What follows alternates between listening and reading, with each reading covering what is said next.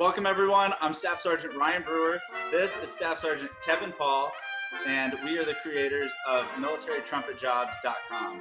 Today we're joined by one of the Auditions liaisons for the United States Army Old Guard Fife and Drum Corps, Staff Sgt. Barret Newman. How you doing, Barret? Good, how are you guys doing? Excellent. Excellent. So we know you have a vacancy coming up with FDC. Can you tell us where the job is located, the mission, and what kind of player you're looking for? Sure. So the job is at Fort Myer, Virginia, right across the river from Washington, D.C. It's actually the same post, the same base as the United States Army Band. So we're just down the road from them. The mission is varied, but in short, it's to support Department of the Army ceremonies, whether that's at Fort Myer, the Pentagon, the White House. It is to be the soundtrack of the American story. Our unit is sort of a historical ensemble. We sort of try to capture the sounds of the American Revolution as well as the sights. If any of you are familiar with our uniforms, you've seen we actually dress in the Continental musician's uniform. Also to not as large an extent as the field band, but also to be ambassadors for the Army too, and for the country. We do a fair amount of traveling around the country and occasionally internationally as well. Very cool. Yeah, the kind of player we'd be looking for. It's not different from some of the other Army special bands. I guess the biggest thing would be somebody who is flexible. Number one. Things change on a daily basis, even an hourly basis with our job. Minutes before a mission, we could get a change. Something totally different is needed. So someone who's flexible, and then someone who can do a really good job of fitting in with our group and blending. We frequently are performing with 8 bugles, even 10 bugles, 4 bugles on a job. So we need somebody who's going to be able to fit in and support that. And not stick out. Just basically somebody who can make the group sound And really good. Do you need like prior bugle experience to audition for this group? No, absolutely not. I think none of for the vast majority of our players really never touched a bugle before coming to this job. I mean, we definitely have players in the group who came from other Army bands, and so would have bugle experience. But I mean, as most trumpet players know, it's pretty much a one-to-one bugle versus same thing for us with our bugle. Good fundamental trumpet playing kind of calculates over to the bugle. Yeah. And that being said, we usually do a substantial part of the audition is hearing people on our bugles, on our instruments, just to get an idea of how adaptable and flexible they are. But first and foremost, we want, just like you said, really solid trumpet fundamentals. So for like a new hire, how would you describe like the day-to-day job duties for, specifically somebody who just gets there? So obviously it's weird times now, but under normal circumstances, you're going to get out of basic and you come directly to our unit, just like the other Army Premier bands. There's no additional, what they call in the Army AIT, individual training. You'll come right to the unit and you'll be assigned a trainer, someone who's going to be sort of your big brother, big sister in the group, whose job it is to sort of shepherd you through your training with our unit, because it is such a unique organization. The nature of what we do, it's very specialized. So it could take a good, it seems like lately a good 4 to 6 months before you're really fully trained on everything. But yeah, that's the large part of your day at first. It's just making sure you're comfortable fitting in, first of all, in the Army culture and in the culture of our unit, learning about all that we do, the uniform, getting qualified on all of your music and everything like that. And then, I mean, it feels like it goes by really quickly, but we're then going to send you out on jobs.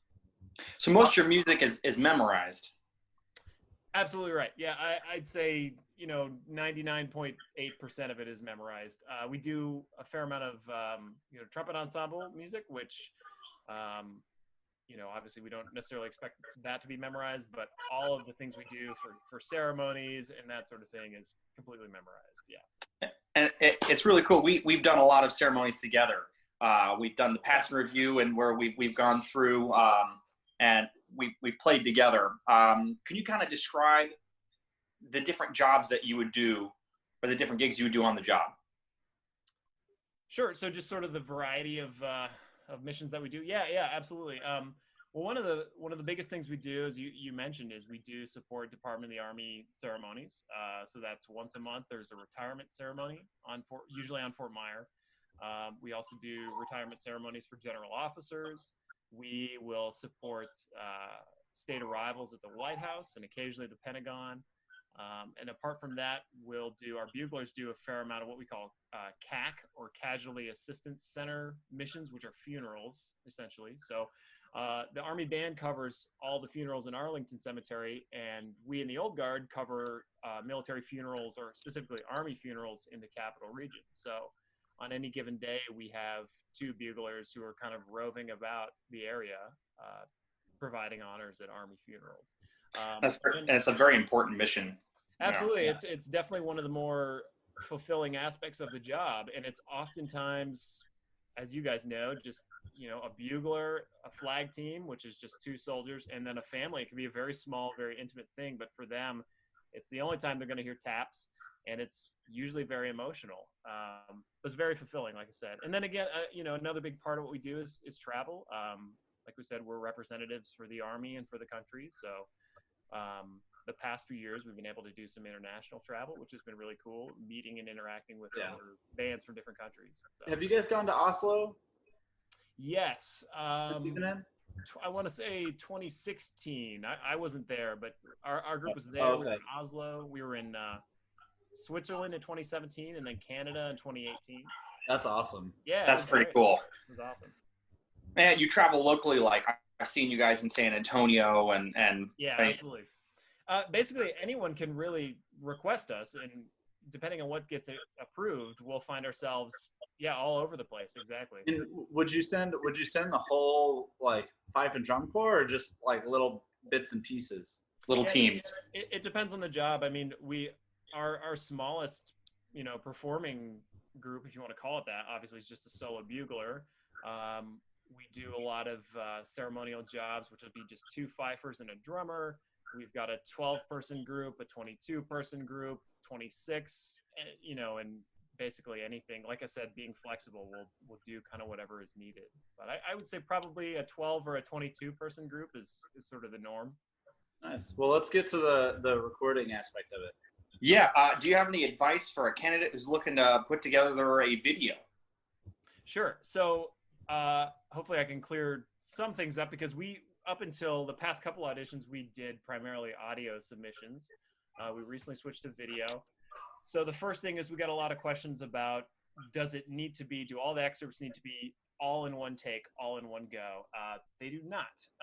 The primary purpose of the video is just so we can see that it is, in fact, you playing the person you say you are.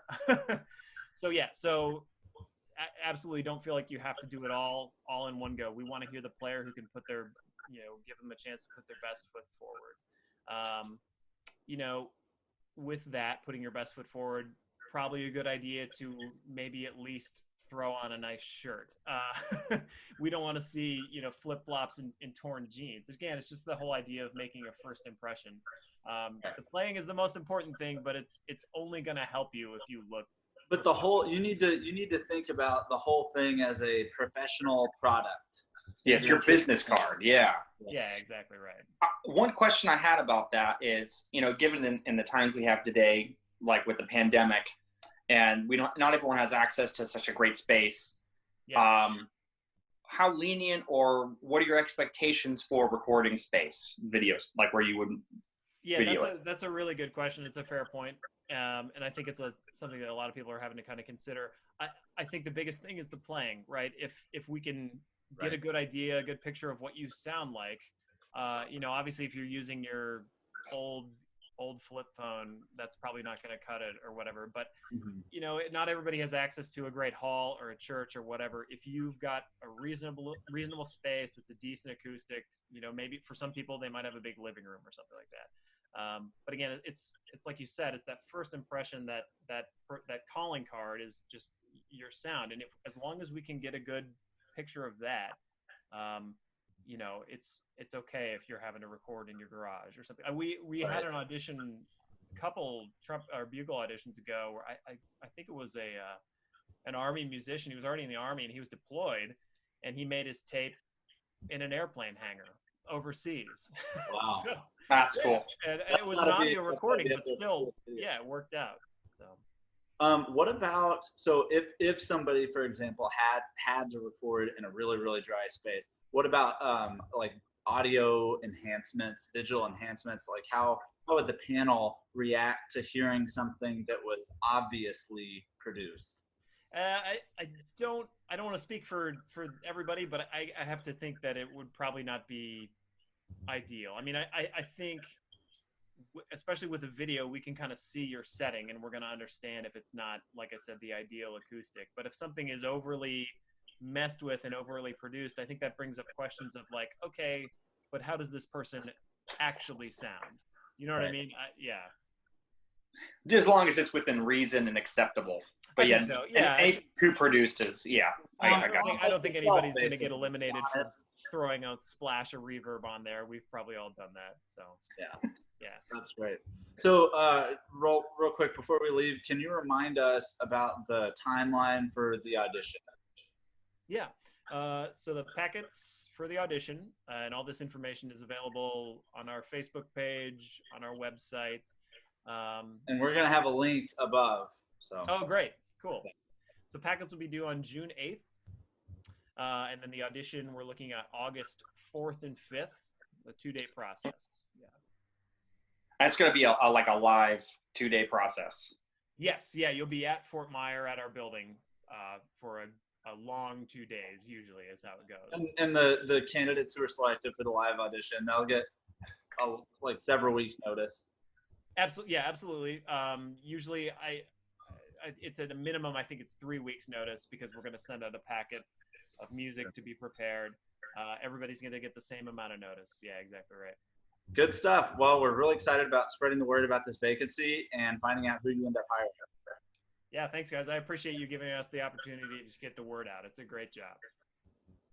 All right. Take care. Thanks so much for being on here. Yeah, thanks, guys. Thanks for your work on this website. Yeah, our pleasure. All right. See ya. Have a good one. Take care. You too. So as we said earlier, Ryan and I are the creators of MilitaryTrumpetJobs.com, and we are currently in the process of recording all of the standard band excerpts as a reference for all of you.